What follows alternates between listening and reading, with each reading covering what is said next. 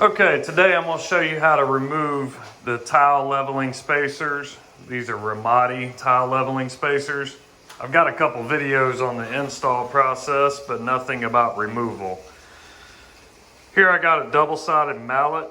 You can pick these up from Lowe's, Home Depot, pretty much any of your box store. It's got a hard end on this side, and it's got a soft end on this side.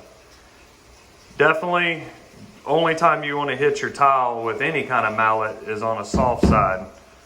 You never want to use any hard thing on the tile at all. So basically, to remove these tile spacers, all we got to do is hit them on the edge and they'll break away. That's pretty much it.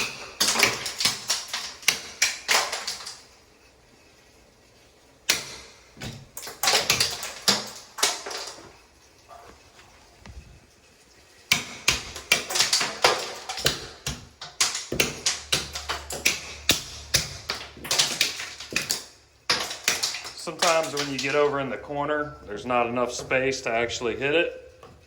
Just hit the top of the wedge. That'll break them off perfectly.